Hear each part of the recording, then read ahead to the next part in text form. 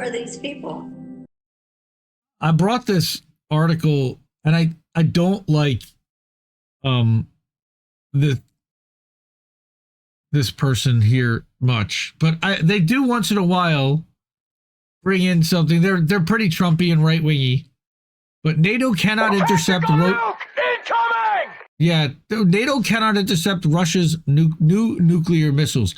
I believe this person actually is a CIA agent. I definitely believe that they're some kind of a spy, not just a writer. Fuck around and find out is all I can say. That's what Putin's look is. So, by the looks of it, Putin whipped out a new Russian ICBM. That's not true. It was a mid-range ballistic missile, an MRBM. Yes, hypersonic. Okay, that NATO defense systems cannot intercept, but did not attach nuclear payloads to them. He could have. Just notice that. Essentially, Putin just showed the West that he has the ability to destroy them if they keep provoking him. Which we've been doing now for the last 2.5, almost 3 years. Decades. It was a warning. No, it was another warning. Putin just exercised extreme restraint while also showing Ukraine and NATO that they are outgunned. Now, remember, this person is a Trumper. They hate Biden and they love Trump. They're definitely American. They're gung-ho for America and rah-rah for NATO. All right, but they're admitting here that NATO is outgunned here.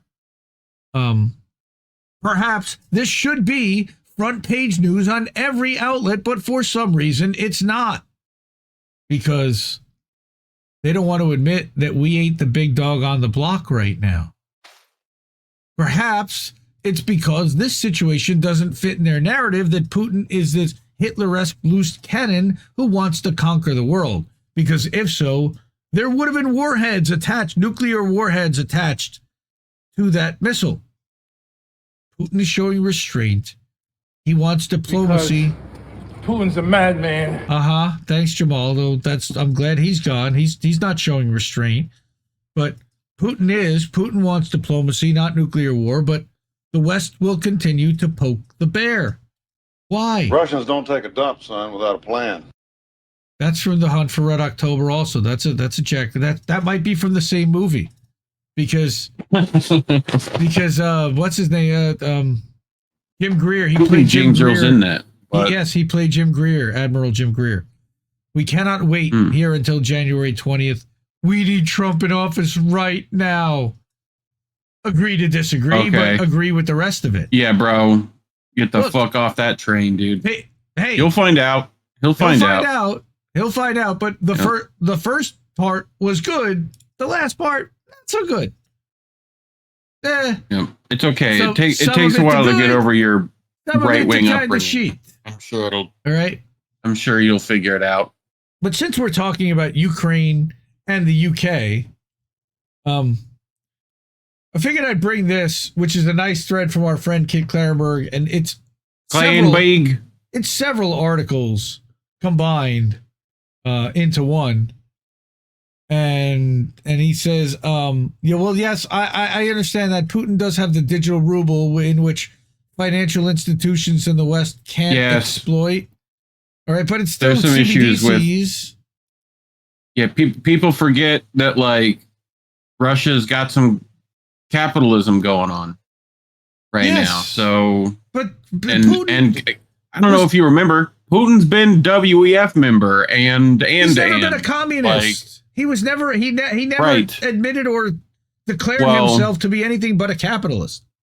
I mean, I think he didn't have a choice when it was USSR when he was at the KGB, but whatever. Yeah, but he was personally still a capitalist as a KGB agent under a communist system. Right. So, not that he hasn't done plenty of good things for the country, technically socialist, keeps a lot of social programs, and the people give him overall approval ratings of 90%, 80%, yeah, something crazy like that. But I don't believe polls. Polls are all rigged, and yes, who knows? But it seems that the Americans that go there certainly have nothing but good things to say about it. Yep.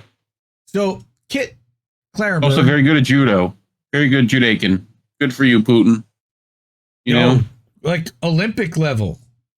Right? Yep. Competed, I believe, at one point. But Kit Klarenberg is an Indie Media Award honoree who also writes for the Grey Zone UK. He and Alex Rubenstein do Active Measures. He also has his own blog that's called Rubenstein and Klarenberg. That's right, but also attorneys at law. Global Delinquents is Kit's personal blog at kitklarenberg.com. He starts with this thread talking about Ukraine, and he says, I surmise that the key reason that Brits can't give up on the proxy war is that they're terrified of the scale of their involvement and huge responsibility for Ukraine's destruction being exposed publicly. Yep. It's coming out at some point. They want to keep their head in the sand. Well, pretty much. Sure. All of Kiev's most embarrassing military blunders were British operations. So let's dive in. And I just thought that the U.S. coups and stuff that were complicit in there too, but well, again, the Kursk Bridge, all right, as he's written about extensively, the Kursk invasion was British planned, armed, directed, and trained. This was publicly admitted. It was supposed to normalize overt British involvement in the proxy war in the hope that Germans and Americans would follow suit, and that failed miserably. And there's an article here tracking that. Kursk will likely in the future be considered one of the biggest military blunders in modern history. So too will Krinky, a lunatic suicide mission that saw wave after wave of ill-equipped Ukrainians get murdered under relentless Russian fire to seize a village, and that failed. Okay? And there's one of the headlines talking about that. Ever fascinating history legends produced a stunning post-mortem on this operation, which has never officially promoted, formally named, or publicized much beyond media reports on how it meant almost certain death for Ukrainians sent there, an awful death in that. All right, so there's a video there, attachment with some receipts. He says Ukrainian Pravda has now published very detailed and long account of how the Krinky cataclysm was planned and played out with UAF chiefs, that's the British Air Force, keeping it running despite the fact that it was very clearly early on an unwinnable waste of time, energy, and human life. So, and that's from a Ukrainian rag itself. I can't believe Zelensky hasn't ordered the writers to go to jail yet. All right. He says it's an utterly damning appraisal, but the most interesting parts reveal that the Krinky catastrophe was proposed by the British, who then trained and armed Ukrainian Marines for this purpose in the UK. And he's got the receipts from the article translated into English that the UK, again, together with stakeholders on the Ukrainian side and the Marines, the UK has been promoting the idea that the Marines should leave the wooded areas in the Donetsk and start conducting operations on the water. All right, so he's got all of this listed out here. As the Grey Zone has repeatedly exposed, British intel has been concocting and carrying out all sorts of insane escalatory plans for the Ukraine proxy, much of it maritime related. And he says, I bet you Prevail Partners was training these Marines, and that's a British specialist risk advisory company. I'm guessing they're probably a cutout for British intel or former British intel agents or operatives.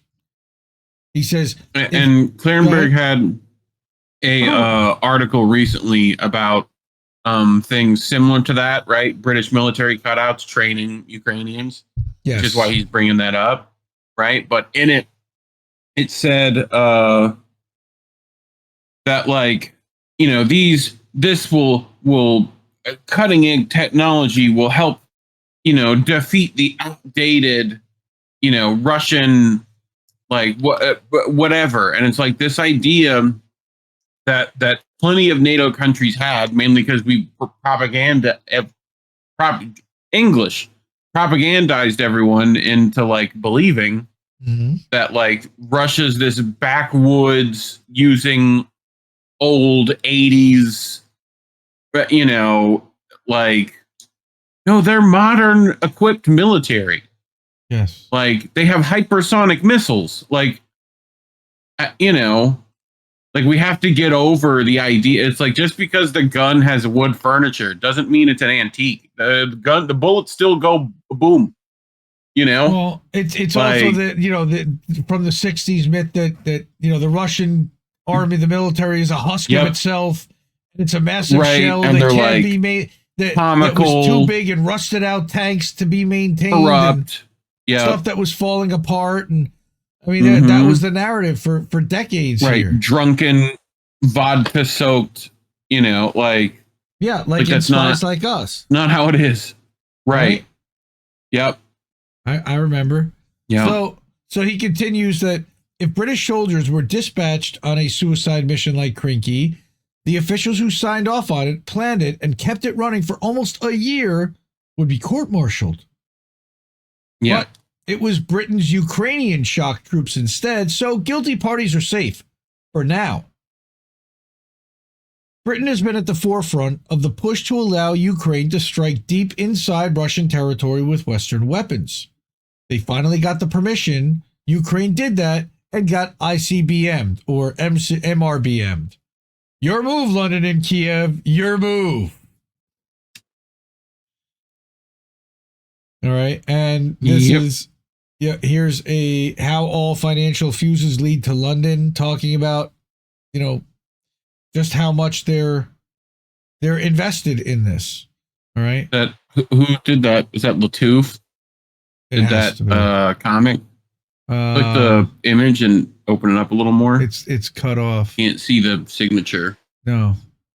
Tom Luongo is the writer. Person. It might be his. I don't want to look at. Yeah. I don't want to click on that because I don't know what's there. No worries. But good for you, Tom, if that's you. Good for you, Latouche, if that's you. But it's just fuck around and find out time, Yeah. Again, this guy does not look very happy, and I wouldn't be either if I were him. Could he have more forehead? I feel like that's where he keeps his power. See, but I feel like he needs to ditch the comb over at this point. Like he's not fooling anyone. Sure, just go full bald. Just go Telly Savalas. Super Bond. Could you look more Bond villainesque? I think that's the thing. Is like $1 million. People get so afraid because he looks like that. Yeah. Yeah. And I'm sure that's propaganda crap too. But we've probably been making Bond villains look like Russian diplomats forever. Yes, the RAV. Yeah. Russians, Arabs, and Vietnamese, I think it was. Or, Vietnamese. Yeah. Yeah, that was how they described it in Thank You for Smoking. I remember they talked about Rob Lowe's character talked about RAVs. I was like, that's the first time I heard that term. But that's funny. Or, Bosley is available, Mr. Putin. We can work this out. Like, so can you imagine him like full mullet, Get the full mullet going on. He could resemble number two. He could go like Boz of Pete and Boss, Dude, I love those guys. Like, we have to clean start up top, mop in the back.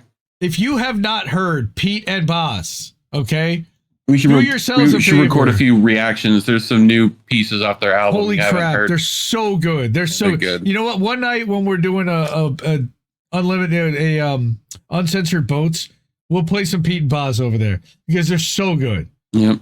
Oh my God. They're like 80 and they spit. They're just pretty good. Oh my word. Talking about stuff like that definitely is why we will never be remonetized. My guess is on YouTube. So if you do appreciate the reporting and journalism like this and stories like this. Let us keep the lights on, keep doing this. Please join that wall of fame if you haven't already. All these awesome people already have. Easiest way to do that is Cash App. If you've got that, $ Indie News Network, INDIE.